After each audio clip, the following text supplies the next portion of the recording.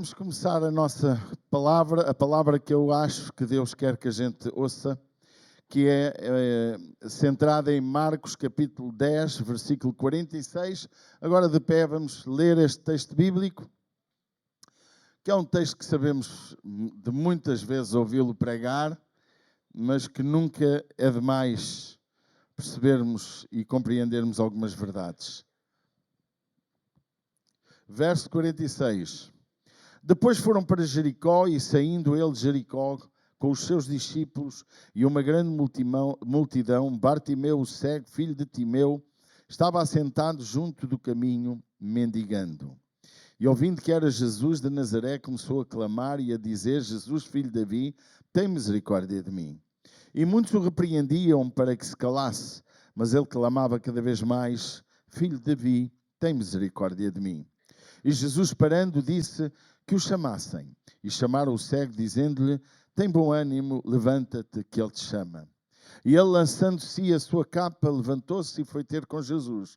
E Jesus, falando, disse-lhe: que queres que te faça? E o cego lhe disse: Mestre, que eu tenha vista. E Jesus disse: vai, a tua fé te salvou.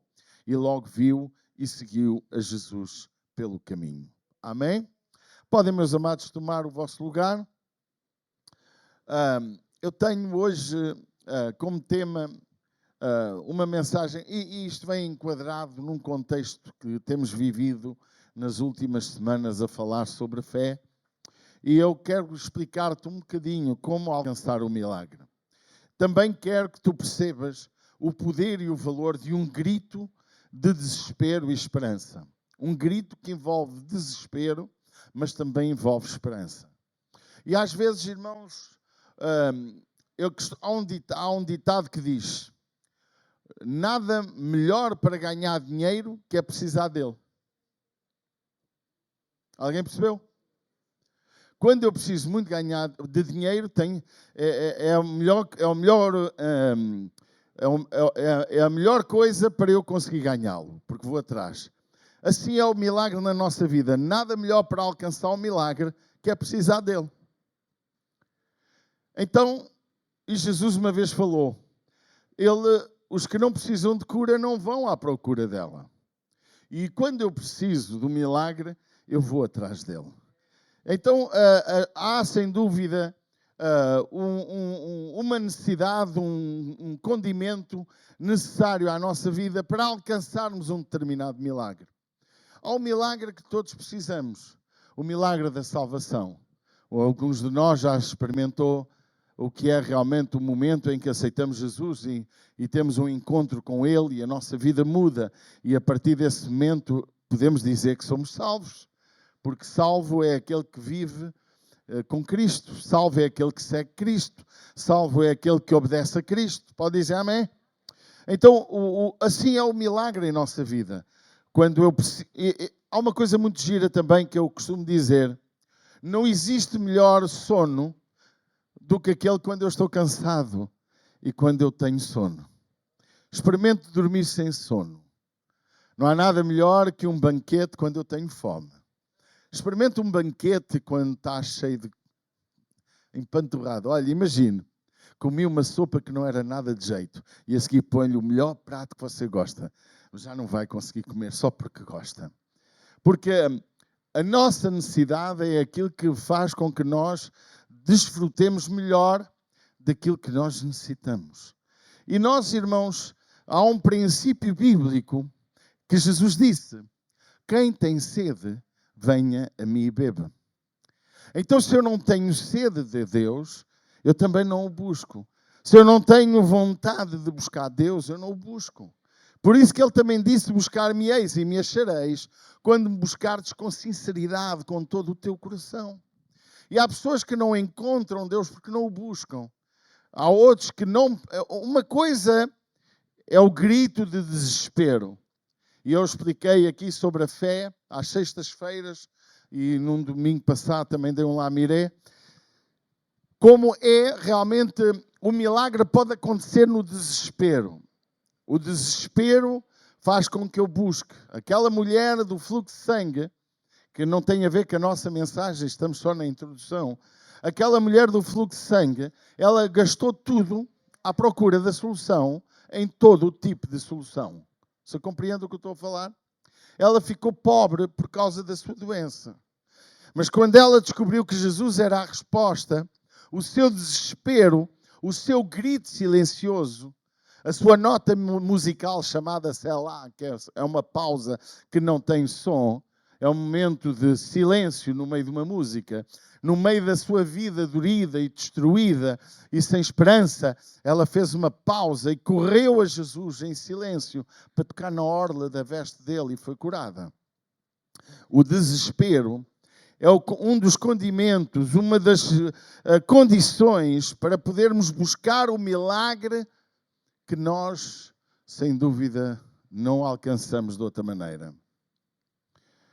A fé vem pelo ouvir da palavra, mas o desespero, ele leva-nos a também buscar, muitas vezes em sítios errados, muitas vezes em lugares errados. E por isso que nós temos de ter uma palavra para dizer a quem nos rodeia, uma palavra de esperança, para quem está connosco, para quem está perto de nós. E eu queria, irmãos, nesta manhã, levar-nos a compreender que é necessário, todos nós, de alguma forma, em alguma situação, todos nós temos necessidade de algum milagre. Nós precisamos muitas vezes de encontrar um milagre em nossa vida. Para ti, que parece que não precisas de Deus, precisas de desejá-lo. Há pessoas que não desejam. Há pessoas que não buscam. Há pessoas que aprenderam a ser religiosas. E nós, irmãos, há uma coisa que Davi me ensina no Salmo 51, incrível. Ele perdeu a alegria. E ele clama a Deus, torna a dar-me a alegria da tua salvação. E só quem experimentou a salvação, só quem experimentou Deus em sua vida, consegue compreender o vazio de já não ter Deus em seu coração. O vazio que pode existir dentro de nós. Há bem pouco tempo eu preguei aqui sobre o perigo de não precisarmos de exercitar a nossa fé. O perigo de vivermos sem parece que precisamos de Deus. Porquê? Porque temos dinheiro, temos casa, temos conforto, temos até saúde, muitos, e quem não tem encontra caminhos para conseguir sentir algum conforto físico, mas acabam por não buscar Deus. E nós, igreja, se queremos ver algo acontecer na sua casa, se queremos ver Deus em nós e através de nós, nós temos que ter um desespero, como o salmista dizia, assim como a corça busca pelas águas, assim a minha alma tem sede de Deus. A igreja, se não tem sede de Deus, os cultos não passam de meros rituais. As músicas não passam de melodias bem cantadas ou tocadas. A tua vida não passa de um momento bonito em que tu até vives os princípios de Deus, mas já não sentes Deus em tua vida. Ofertas porque aprendeste a ofertar. Não mentes porque aprendeste a não mentir. Não roubas porque aprendeste a não roubar.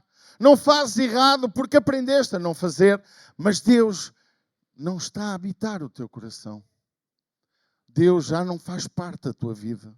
Deus tornou-se um mero código de ética e de conduta, de princípios, de boas maneiras, como a minha esposa acaba de dizer.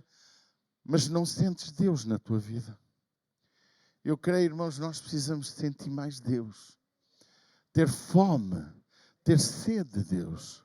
Buscar Deus. Irmãos, não é porque estamos na Europa e até todos temos uma condição de vida tranquila. Eu não estou a dizer que somos milionários, mas não é isso que preenche o nosso coração.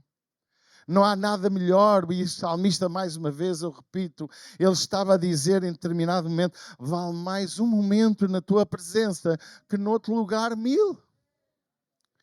Tu tens sentido Deus? Este homem, Bartimeu, o filho de Bartimeu, que é assim como ele é conhecido, ele estava a clamar e dizia, no meio de toda a sua história, a grande multidão, Bartimeu, o cego, ele habituou-se a ser cego. Ele também se habituou a viver mendigando. Mas houve um momento da sua vida que ele quis mudar de vida. E o meu convite nesta manhã é um convite a mudar de vida. Se tu és crente, se já conheceste Jesus, busca-o com todo o teu coração. Se já não o sentes, nem sentes necessidade de o buscar, eu quero-te apelar a fazer o que o Bartimeu fez. Jesus, filho de Davi, tem misericórdia de mim, porque eu não sou cego, eu também não estou leproso, eu também não estou doente, mas eu não te sinto, eu quero ter-te na minha vida. Estávamos a cantar, enche a minha casa. Estávamos a cantar, enche o meu coração. Então que nós possamos nesta manhã compreender. Jericó, meus irmãos, falando um bocadinho da leitura que lemos, Jericó é uma cidade das mais antigas. Os historiadores até dizem que tem 8.000 anos antes de Cristo. Ela é localizada a mais ou menos 27 quilómetros a nordeste do Jerusalém, do Vale do Jordão. É chamada Cidade das Palmeiras, diz lá Deuteronômio 34. Havia duas Jericós. A Jericó em que Jesus fez o milagre, que é chamada Jericó herodiana, a Jericó mais moderna, a Jericó próspera, podíamos ver, e a Jericó também em ruínas, que foi destruída no tempo de Josué. Esta entrada entre Jericó e Jerusalém era uma entrada estratégica, porque ali passava muita gente. Podemos ver a parábola do bom samaritano também. E ali passava imensas pessoas. Era uma autoestrada de burros, cavalos, camelos e pessoas a pé pedonal para poder ir a um lugar que era realmente uma via rápida, a melhor via, a via mais importante. Então era um lugar estratégico para vendas como para pedintes. Então ali estava, como bom administrador da sua pobreza e miséria, o Bartimeu. É interessante nós vermos, irmãos, que o milagre, ele não começa só porque havia uma necessidade no cego. O milagre acontece porque ele ouviu falar que Jesus ia passar ali. E eu queria que nós percebêssemos, irmãos, quer para ti, quer para os outros, o milagre só vai acontecer na vida dos outros se alguém anunciar quem é Jesus. Igreja, se queremos milagres, teremos que trazer cegos, temos que trazer coxos, teremos que trazer doentes, teremos que trazer drogados, teremos que trazer prostitutas, temos que trazer todo o tipo de pessoas para poder Jesus operar nelas. Jericó, ou melhor, o Bartimeu, ele alcançou o milagre porque ouviu que Jesus estava passando. Como é que tu queres que o teu vizinho seja curado, seja liberto, seja restaurado, se tu não falas de Jesus? Sabe porque é que ele sabia que Jesus estava a passar ali? Porque falaram que era Jesus. É Jesus. Ele não só sabia que era Jesus, como sabia de quem ele era filho. E isto representa muito em termos teológicos. Se Jesus era filho de Davi, ele era o Messias prometido. Ele era a descendência que iria herdar, que iria governar, que iria fazer algo. Talvez, eu não sei se ele soubesse perfeitamente que ele era o Filho de Deus. Mas ele sabia que ele era relevante, porque ele era o fazedor de milagres. Ele era aquele que já tinha ressuscitado mortos. Também se conta na história que talvez este foi o último milagre de Jesus. Porque Jesus estava a caminhar para ser crucificado. Então é necessário nós percebermos, irmãos, Bartimeu não via, mas ouvia. Bartimeu, ele era um homem pedinte, mas ele sabia que aquele era o pedido mais importante da vida dele. Há muita gente que só sabe pedir a Deus coisas, mas ele não pediu coisas, ele pediu algo para transformar a sua vida. E eu queria que nós pudéssemos compreender, irmãos. O primeiro passo é abrir o coração para ouvir o que Jesus quer fazer na nossa vida. Eu gosto muito de Blaise Pascal, ele diz uma coisa interessante. Há um vazio no coração do homem que só pode ser preenchido por Deus através de Jesus. Todo mundo lá fora, ateu, agnóstico, crente, não crente, seja muçulmano ou hinduísta, todo homem lá fora tem um vazio que só é preenchido por Deus. Só que muitos de nós preenchem com carros, com casas, com dinheiro, com passeios, com trabalho, com grandes festas, com grandes comidas e bebidas, mas o verdadeiro preenchimento do nosso coração é Jesus Cristo. É o Espírito Santo, para ser mais claro. O segundo aspecto que eu gostava que nós compreendêssemos nesta manhã, o milagre é alcançado porque ele não só ele ouve falar de Jesus, como ele começa a clamar a Jesus. A sua fé, ele acreditou, não, espera, se Jesus curou aqueles 10 leprosos, vai-me curar a mim. Se Jesus realmente fez aquele milagre para os outros, ele também vai fazer comigo. Porque, irmãos, a fama de Jesus era uma fama que não havia internet, mas o boca a boca se espalhava por todo o mundo daquelas áreas. A fama de Jesus era grande. Será que Jesus perdeu a fama? Será que o fazedor de milagres já não existe? Será que 2000 anos depois Jesus não tem poder? Alguém aqui já experimentou a mão de Deus em sua vida? Levanta a sua mão se é verdade isso. O que é que te faz estar calado? O que é que te faz não falar do amor de Jesus aos outros? Porquê é que tu estás tão envolvido na tua... Ontem estávamos a falar isso sobre Fátima. O novo espaço em Fátima não é fruto de uma multidão que lá temos para ouvir a palavra na igreja, porque não temos. Mas é o preparo para essa multidão. Nós estamos a trabalhar pela fé, por aquilo que acreditamos, não por aquilo que vemos. Ainda não vemos a multidão, mas há 27 anos que eu prego sobre essa multidão. Pode aplaudir ao Senhor. Alguns podem dizer que é um desperdício, era desnecessário, mas irmãos, eu quero ser como Davi. Eu quero ter o lugar para plantar a casa do meu Deus, onde ninguém possa interferir. Amém? Amados, nós, igreja, é nossa responsabilidade não só orar pelos milagres pessoais nossos, porque Jesus quer fazer na vida dos outros, também quer fazer na nossa. Pode dizer amém? Irmãos, e o milagre pode ser em muitas áreas. Pode ser financeiro, pode ser a compra de uma casa, pode ser sei lá o quê. Eu nem gosto de aplicar como grandes feitos as questões financeiras, porque parece que a nossa tendência é só dinheiro. O mundo está a ficar só dinheiro. A igreja, irmão, quando um pastor realça só as suas conquistas financeiras, irmão, perdoe-me o que eu vou dizer. Se alguém pode realçar alguma conquista financeira, sou eu. Mas sinto-me completamente vazio se eu não alcançar as conquistas espirituais. Nós precisamos, irmãos, de passar aos outros aquilo que nós recebemos como salvação. As pessoas que nos rodeiam precisam de Jesus. O Evangelho tem que ser pregado, mas da forma certa. Não da forma daquilo que nós achamos que é a forma certa. Mas é a forma como Jesus ide e pregai o Evangelho. O Evangelho são boas novas, são boas notícias. E nós estamos a viver numa geração que só as más notícias há que resultam.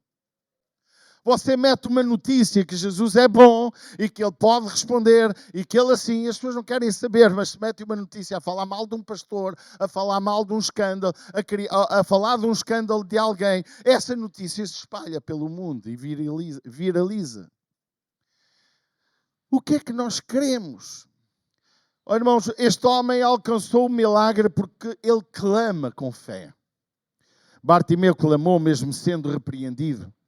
Quem quer o milagre não pode se calar. Veja que a contestação ao milagre ainda foi grande. Veja que este homem estava, e quando ele clamava, diz que a malta mandou calá-lo. E é isto que nós estamos a aceitar. Quando estávamos no domingo passado, sábado passado, a fazer os batismos, alguém tentou que nós não batizássemos. E eu disse àquela pessoa, não, você não vai impedir de fazer os batismos. Estas pessoas querem ser batizadas em nome do Pai e do Filho. Você não me vai impedir. Obrigaram-nos a ir de t-shirt, sem t-shirt. Por causa das contestações que houve, das pessoas que entravam nos olhos d'água vestidos, então fomos batizar as pessoas sem t-shirt. Nunca fomos notícia em lado nenhum. Nunca. Ninguém ligou para nós durante 27 anos. Mas o pastor batizou sem t-shirt, já é um escândalo, já sou falso profeta. Está aí a viralizar. O falso profeta, ainda já, olha, ao menos começa a ser conhecido. Bom, vou ser internacional. Só porque a Câmara de Alcanena proibiu das pessoas descerem de t-shirt à água. E eu tinha 11 candidatos a ser batizados, eu não quis desiludi-los. E nós fomos lá batizá-los. E eu acredito que estão bem batizados.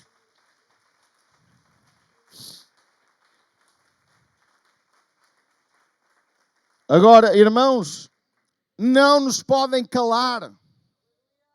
Não podemos confrontar, não podemos fazer guerra, mas a nossa guerra é uma guerra espiritual. Pode dizer amém? Nós não lutamos contra a carne, nem contra o sangue, mas contra as hostes, contra tudo o que é diabólico. A igreja tem que se levantar com as armas da fé, do amor, do perdão, da restauração, com as armas que é Cristo, para que através da igreja, porque somos nós os responsáveis, para que os milagres aconteçam neste lugar. Os milagres não acontecem porque tu tens um bom carro ou uma boa casa. Os milagres acontecem porque tu tens um coração igual ao coração de Jesus. Nós, igreja, temos que perceber isto. Diz que tentaram calá-lo. Amém? Mas não conseguiram, porque quanto mais o mandavam calar, mais ele gritava. O milagre também, de acordo com o Bartimeu, se por um lado, diga para quem está ao seu lado, foi preciso ouvir falar que Jesus estava a passar. Por outro lado, foi preciso ter fé e clamar e não se calar e não se deixar silenciar pelos outros. Também, por outro lado, a nossa atitude de fé exige mudança de vida. E quando este homem largou a capa, quando Jesus disse que parou, veja que ele parou o trânsito. O trânsito parou. A multidão que ia com Jesus, além da multidão mandar calar o Bartimeu, por fim Jesus parou. Nunca Jesus está indiferente ao nosso clamor. Nunca. Não podemos ficar calados. Se tu precisas de um milagre, seja de cura no teu corpo, seja qualquer outra solução da tua casa, seja, irmãos, a solução para os teus filhos, a resposta para eles se encaminharem naquilo que é o certo, a oração pelos teus filhos e levar os teus filhos a ter um verdadeiro encontro com Cristo. Porque sem isso, quando chega à idade do casamento, eles desaparecem da igreja. Outros até já muito mais cedo. Porque quem não tem um encontro com Cristo não tem necessidade de viver uma vida que só diz não. Não pode ter sexo antes de casar com a esposa ou com o marido. Não pode se embriagar, que é uma coisa chata. Os miúdos gostam de se embriagar. Não pode fumar um cigarrito, e há miúdos que gostam até de fumar cigarros e charros. Não se pode ver pornografia, porque é pecado, leva ao mundismo. Não pode viver sexualmente com tudo e mais algum. Irmão, a nossa vida é uma vida de contrária àquilo que o mundo oferece. Os miúdos vão para a escola e brincam uns com os outros livremente. A vida real hoje é uma vida contrária à Bíblia. Hoje ser virgem até ao casamento é uma anedota para os jovens. É uma anedota. Mas olha, deixe-me dizer-lhe, para Deus não é anedota. É algo glorioso. Algo fantástico. Mas o mundo não quer isso. Então, se a tua filha só é obrigada a viver como tu queres, é uma coisa. Se ele vive à moda de Cristo, porque teve um encontro com Cristo, é outra coisa. Eu choro por ver os meus jovens a fazer os GCs deles nas escolas e isso não tem acontecido. Eu choro vê-los a falar do amor de Jesus. Irmãos, não penses que é por ele estar enfiado numa redoma de vidro que ele não vai pecar, porque assim que ele puder, mete o pé na argola. Até tu que és casado, ou nunca foste tentado. Nunca foste tentado a fazer o errado, não? Eu sou muito casto, agora só para a minha esposa. Nunca olhaste para as outras? Não, nem para os outros? Nunca desejaste pecar? És mentiroso e mentirosa. Todos desejamos fazer o errado. A não ser que vocês consigam ser mais santos que o apóstolo Paulo. Miserável homem que eu sou. Quem me livra deste corpo miserável, que o bem que eu quero fazer não faço, e o mal que eu não quero fazer, esse faço. És melhor que o apóstolo Paulo. Fico feliz, vou-te entregar a chave desta igreja. Quero ser pastoreado por ti. Mas ouça, nós precisamos ter muito cuidado com as nossas... com o cristianismo que estamos a... Eu não ensino, a gente não ensina. Sabe que eu não vejo pastores a ensinar... Claro que existem, mas a maioria dos pastores ensinam o certo. Sabia disso? Só que aprendemos a viver ouvindo o certo, praticando o errado. Falei aqui na sexta-feira que a única diferença da casa construída que Jesus deu da parábola, que foi construída na rocha e é construída na areia, a única diferença das duas casas é que uma foi construída na rocha, outra foi construída na areia. E o que nós estamos construindo, em que lugar é que estamos a construir? Um ouviu e praticou, o outro ouviu e não praticou. Não praticou um único princípio: construir sobre a rocha. A construção era igual, os materiais eram iguais, a casa era igual, tudo era igual. Ambos ouviram a palavra, ambos sabiam, conheciam como construir, mas um obedeceu e outro desobedeceu. Um construiu mais rápido que o outro, porque sobre a areia é mais fácil construir. Abre-se os regos para fazer os alicerces com as mãos, se for preciso. Mas sobre a rocha é preciso andar lá hoje de martelo elétrico. Antigamente era a bater na rocha. Então a minha pergunta nesta manhã é: como estamos, irmãos? O que é que a nossa vida hoje... Será que... Veja, este homem, este cego, deixou a capa. Sabe que o simbolismo da capa, todos nós sabemos, já ouvimos falar, a capa era o bem mais precioso do mendigo. Fosse ele cego ou não. Porque aquela capa era como uma proteção, era protegia do frio, mas ao mesmo tempo punha-se no chão, ele sentava-se e as pessoas balançavam as moedas, o dinheiro, as ofertas sobre a capa. E aquela capa representa a vida que ele não queria mais. Ele era cego, ele era mendigo, mas ele não desejava continuar aquela vida. Há pessoas hoje, cegas e mendigas, que andam nas igrejas, mas que não querem mudar de vida. Há pessoas lá fora no mundo que continuam sem Deus e não querem Deus. Mas há uma multidão lá fora que deseja Deus com todo o seu coração. Que procuram Deus no álcool, procuram Deus no dinheiro, procuram Deus na bruxa, procuram Deus em todo lugar e mais algum, mas eles querem encontrar Deus. A lei da capa, de acordo com Êxodo 22, ela fala que tu podias, mesmo que alguém te devesse, podias segurar a roupa da pessoa, tirá-la, mas no fim do dia tinhas que a devolver. Ou seja, não se podia ficar com a capa do mendigo, nem com a roupa de alguém empenhado. Porquê? Porque era a sobrevivência daquela pessoa. Nós precisamos de compreender, irmãos, que se queremos uma nova vida em Cristo, se queremos viver uma dimensão espiritual diferente, nós precisamos lançar a velho para fora. E a Bíblia é tão clara sobre o velho voltar a nós. O cão volta a comer o seu vómito. Igreja, nós podemos correr o risco nos nossos dias de estar tão cheios de tanto conhecimento. Sabemos tanto da Bíblia. Sabemos tantas verdades que ignoramos. Vomitamos o que temos. Queridos, que nós possamos ter cuidado. Diz que o homem, ao largar a sua capa, ele deixa a sua identidade antiga e chega-se a Jesus. E também o milagre acontece quando a nossa fé é clara. Isto é, o homem perante a sua fé, ele chega a Jesus e diz: Jesus, porque Jesus faz-lhe uma pergunta que até parece quase uma pergunta idiota. O que queres que eu te faça? Até parece que Jesus estava com algum problema. Mas não. Jesus quis nos dar uma lição que é necessário sermos claros com aquilo que pedimos. Pastor, eu quero um namorado para casar. Não é para namorar, só para casar. Até como é que tu queres? Eu quero ele alto, robusto, assim tipo o Tiago, ali bonitão. Não é? Quero assim musculoso. Quero assim meio...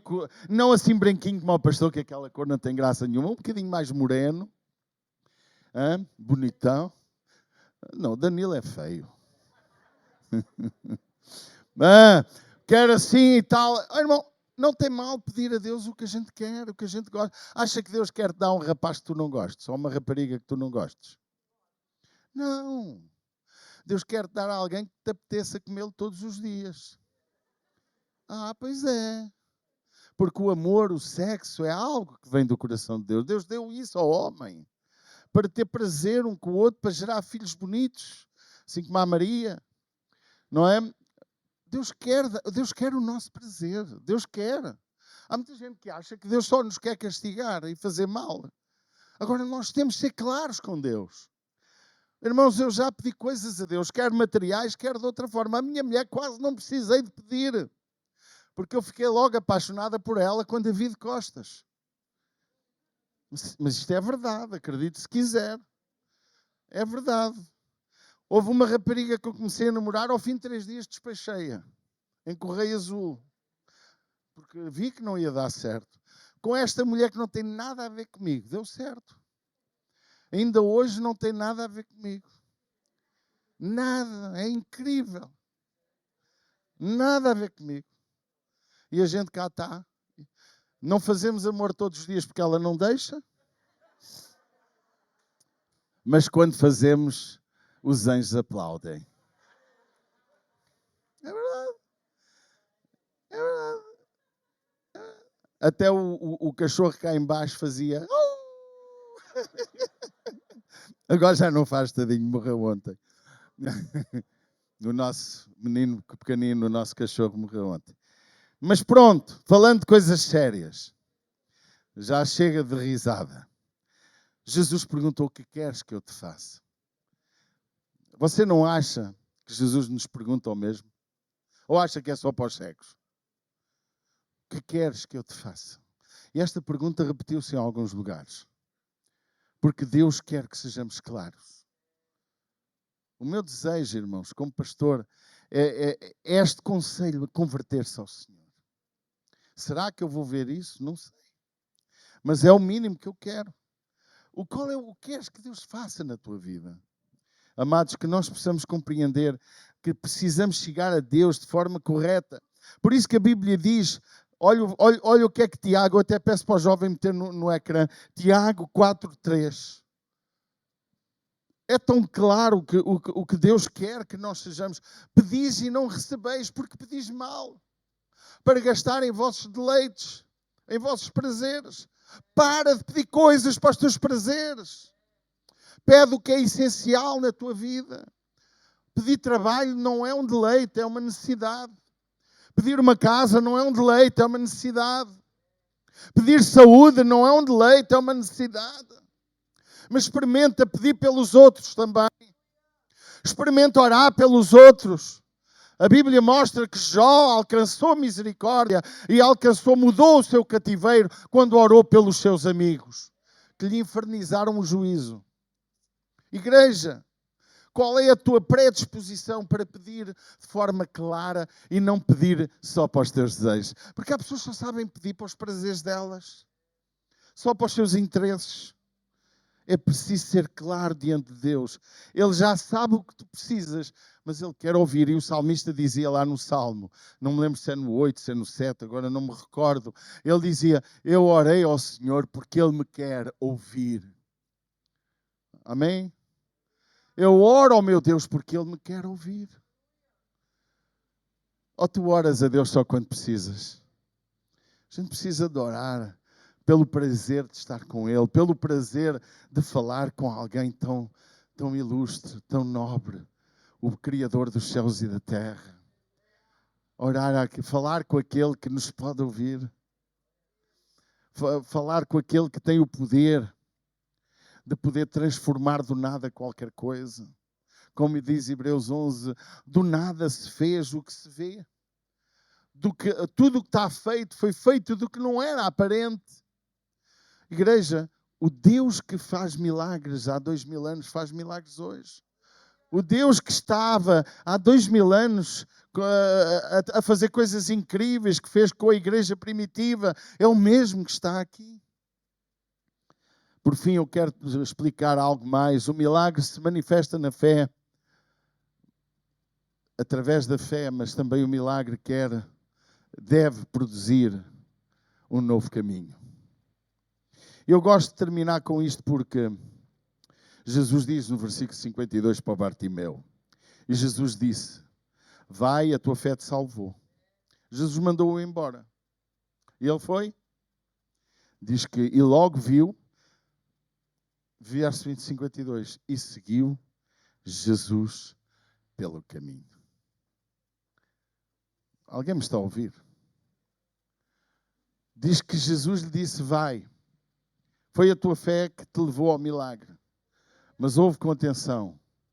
Vai embora, podes ir. E diz que, e logo viu, começou a ver, o milagre foi autêntico. Mas a seguir seguiu Jesus pelo caminho. Alguns só querem o milagre. Como os 10 leprosos, só um veio a Jesus agradecer. 9 desapareceram. E Jesus falou sobre isso. O milagre que Deus quer fazer na tua vida não é para largares o seu caminho. É para continuar caminhando com Ele. É para segui-lo, porque é uma nova vida. Ele largou a capa porque Ele não queria mais aquele caminho. Ele deixou para trás aquilo que era a velha vida. Igreja, se nós queremos ver Deus a fazer coisas grandes em nós e através de nós, há que compreender que o nosso caminho é seguir Jesus. O nosso caminho é andar com Ele. O nosso caminho é falar dEle. Falar do amor, falar daquilo que Ele é, falar daquilo que Ele faz. Não tenhas problema de dizer que Jesus cura, que Jesus ressuscita mortos, que Jesus faz milagres. Para de ter medo de dizer isso. Fala quem é Jesus. Talvez tu não tenhas fé. Eu há dias dizia aqui uma coisa que é importante. A mensagem do Evangelho não está sujeita ao pregador. A mensagem do Evangelho, ela tem um poder em si mesma. É semente. O Evangelho é o poder de Deus para a salvação de quem crê. O Evangelho não é o poder do pregador. O Evangelho é o poder de Deus. O pregador pode nem ser ousado, pode até nem ter muita sabedoria, mas se ele lança a palavra sobre o coração, aquele coração retém a palavra e aquela palavra germina fruto. Como tu terás fruto através da tua sementeira, se tu não semeias? Hoje estava a ver um videozinho, um bocadinho, sobre um pregador, não sei quem é, acho que nunca o tinha visto. E ele dizia, não sei se ele estava a falar da oferta, se o que estava. O trecho era, as pessoas querem que Deus dê fruto à sua vida. Só que as pessoas não querem semear a semente. E oram, jejuam pelo fruto. Só que não semeiam. Deus, em lado nenhum, ele dizia isto, em lado nenhum na Bíblia diz que Deus plantou a semente. Deus abençoou a sementeira. Deus lançou vento, lançou chuva, lançou sol, para que a semente produza. A tua obrigação é semear. A parábola da sementeira fala que o agricultor, o lavrador, lançou a semente e muitas sementes caíram em terrenos diferentes. Uma delas foi no caminho, os pássaros vieram e comeram. Outra foi nos pedregais e diz que cresceu, até parecia que ia dar fruto, mas a vida, a soberba, o desejo das riquezas sufocaram aquela pessoa e ela deu fruto de má qualidade. Mas também fala da semente que caiu em boa terra e cada uma produziu conforme aquilo que foi permitido produzir. A tua obrigação é clamar pelo milagre e é semear a palavra em quem te rodeia.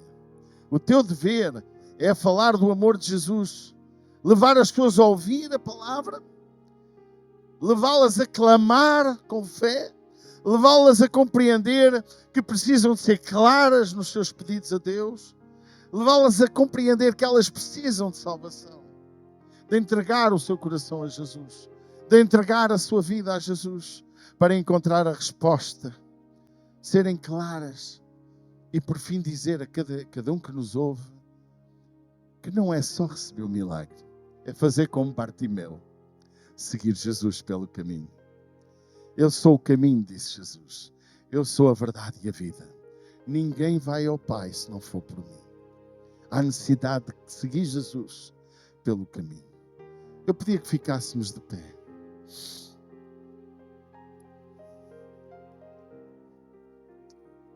Vamos fechar os nossos olhos. Vamos, irmãos, perguntar sinceramente: qual é o milagre que nós precisamos nesta manhã? Eu acredito que muitos de nós precisam de algum milagre. Mas o primeiro milagre por qual eu quero orar é para que tu entregues o teu coração a Jesus. Para que tu entregues a tua vida a Jesus. Para que tu digas: Pai, eu quero te entregar a minha vida. Eu quero lançar fora a minha capa. A minha velha história, a minha velha vida eu quero lançar fora. Para que a partir de hoje eu comece uma nova vida com Cristo. Eu pedia que todos, mesmo aqui no altar, fechassem os vossos olhos. Será que temos alguém que quer entregar o seu coração a Jesus, a sua vida? E quer dizer: eu quero começar uma nova vida com Cristo. Eu quero caminhar com Cristo pelo caminho. Levanta a tua mão, eu quero orar por ti. Estou vendo um braço. Estou vendo mais braços.